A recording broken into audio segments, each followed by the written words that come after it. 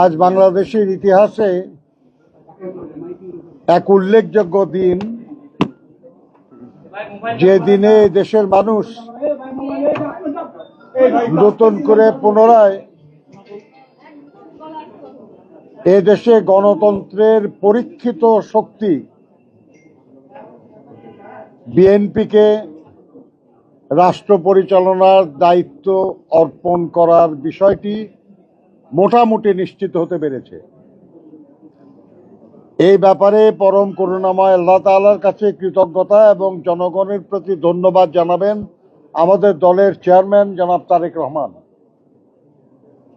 আমি ওইদিকে না যেয়ে আপনারা যারা সংবাদকর্মী ভাই ও বোনেরা আছেন তাদেরকে ধন্যবাদ জানাতে চাই যে আপনাদের মাধ্যমে আমাদের কথা, আমাদের কাজ, আমাদের ভবিষ্যৎ কর্মপরিকল্পনা জনগণ জানতে পেরেছে এবং সেই অনুযায়ী জনগণ আমাদেরকে ভোট দিয়েছে।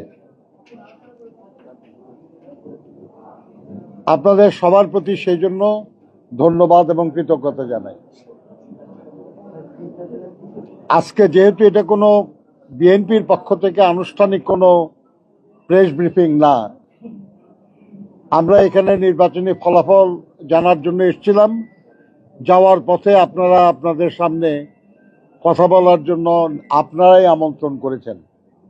সেজন্য আমি আপনাদেরকে জিজ্ঞাসা করব, যদি কিছু প্রশ্ন থাকে করতে পারেন, কারণ খুব দ্রুত শেষ করতে হবে। আজকে জুমার নামাজের দিন, আমাদের ফিরে যেয়ে নামাজ পড়তে হবে। একজন করে আল্লাহর ওয়াস্তে। জুলাই অভ্যুত্থানের শক্তি, পক্ষের শক্তি এবং ফ্যাসিস্ট বিরোধী যে সমস্ত শক্তি ছিল তাদের কিনা জাতীয় সরকারের একটি কথা ছিল, সেই জাতীয় সরকার নিয়ে আপনাদের পরিকল্পনাটা এখন কি? আপনি যা বললেন এরকম কোনো কথা ছিল আমার তো জানা নেই। আপনি যে ল্যাঙ্গুয়েজে বললেন ওই ল্যাঙ্গুয়েজে আমরা কেউ কখনো বলি নাই, কাছেই আপনার প্রশ্নের জবাব দেবো কেমনে? আপনি তো ফলাফল জানতে এসেছেন, কি ফলাফল জানলেন এটা যদি একটু আমাদের উদ্দেশ্যে বলেন আপনার মুখে। আমরা গত রাত্রি থেকে ফলাফল ঘোষণা শুনছি। আমাদের সাথীরা সারা রাত এখানে ছিলেন এবং আজকে আমরা তাদের সঙ্গে যুক্ত হয়েছি। বিভিন্ন নির্বাচন কমিশনের পক্ষ থেকে বেসরকারিভাবে তারা তো ফলাফল ঘোষণা করে নাই, তারা বলেছেন কে কত ভোট পেয়েছে, কে বিজয়ী হয়েছে, শব্দটাও তারা উচ্চারণ করেন নাই।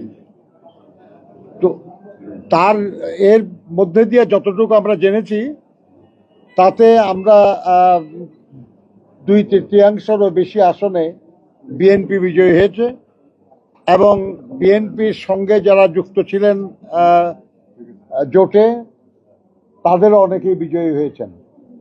কাজে আমরা মনে করি যে এর মাধ্যমে জনগণ আগামী 5 বছর বাংলাদেশের জনগণের কল্যাণের দায়িত্ব তারা বিএনপি এবং বিএনপির নেতা জনাব তারেক রহমানের উপর অর্পণ করেছেন। গণভোটে হ্যাঁ মোটামুটি জয়যুক্ত হয়েছে বলে আমরা ধারণা করছি। তাই তো হওয়ার কথা, কারণ আমরাও তো গণভোটে হ্যাঁ ভোট দেওয়ার জন্য জনগণকে আহ্বান জানিয়েছিলাম। নির্বাচনের সার্বিক পরিবেশ যা ছিল শতভাগ সন্তুষ্ট কিনা আপনার দল, বা আপনি তো সমন্বয়কের ভূমিকা পালন করেছেন, সেই হিসাবে এই নির্বাচন অন্যান্য নির্বাচনের সাথে যদি কম্পেয়ার করেন সেক্ষেত্রে মানে এটাকে কিভাবে মূল্যায়ন করবেন? কোন ব্যাপারে কে শতভাগ সন্তুষ্ট হয় ভাই? শতভাগ সন্তুষ্টি তো খুব কঠিন ব্যাপার। কতটুকু? মোটামুটি, কারণ আল্লাহর অসীম মেহেরবানি যে এর আগের অনেক নির্বাচনে আরো অনেক বেশি প্রাণহানি হয়েছে, অনেক বেশি ক্ষতিগ্রস্ত হয়েছে মানুষ, অনেক বেশি রাষ্ট্রীয় সম্পদ হানি হয়েছে। এবার আল্লাহর অসীম মেহেরবানিতে তেমন কিছু হয় নাই। এটা খুব গুরুত্বপূর্ণ বিষয়। তবে দীর্ঘদিন ভোট না দিতে ভোট না দেওয়ার যে একটা সংস্কৃতি আমাদের জনগণের মধ্যে গড়ে উঠেছিল, সেটা পুরাটা আমরা ফিরিয়ে আনতে পারি নাই। আমরা আশা করি যে আগামী দিনগুলিতে আমরা পারবো জনগণকে ভোটের প্রতি আরো আগ্রহী করতে পারবো, যাতে সব মানুষই ভোট কেন্দ্রে আসে এবং তাদের অধিকার প্রয়োগ করে রাষ্ট্র পরিচালনার দায়িত্ব দেওয়ার ব্যাপারে। স্যার, চট্টগ্রাম 2 ও 4 আসনের ফলাফল আপিল বিভাগের আদেশের কারণে ঘোষণা করা হয়নি। ওখানে আমরা যতটুকু জানি বিএনপি প্রার্থী এগিয়ে আছে। এখন এই বিষয়টা সুরাহা কিভাবে হবে? আদালত এই ব্যাপারে সিদ্ধান্ত যখন দিবে, নির্বাচন কমিশন তখন এই ফলাফল আনুষ্ঠানিকভাবে ঘোষণা করবেন এবং গেজেট প্রকাশ করবেন। আর এই 2-3 জনের ছাড়াও বিএনপি সরকার গঠনের কোনো অসুবিধা নেই।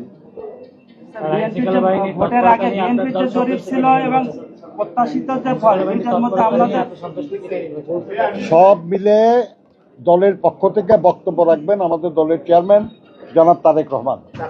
আজকে আপনারা যদি সব ব্যাপারে আমার কাছে জানতে চান, আমি তো আপনার বলতে পারবো না, বলা উচিত হবে না আমার। তার মধ্যরাতে জামায়াত ইসলামের 12 সদস্যের একটি প্রতিনিধি দল এখানে এসেছিল, তখন রাত 4টা বাজে। সেই 12 সদস্যের প্রতিনিধি দল বলেছে, মধ্যরাত না, 4টায়।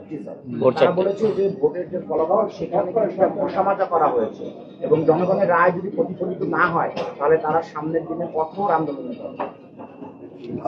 মনে কষ্ট আছে তাদের, তারা বলতেই পারেন।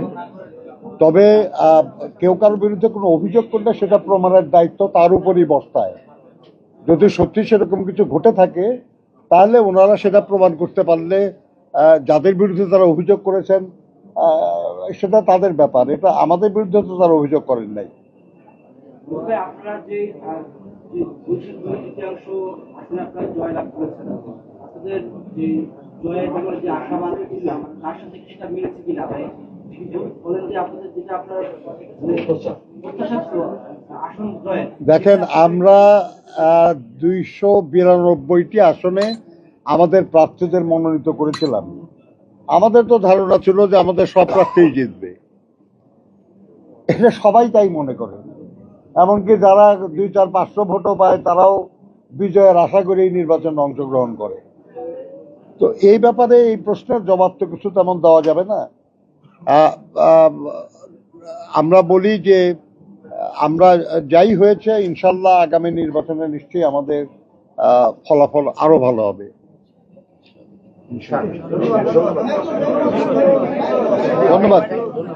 ধন্যবাদ।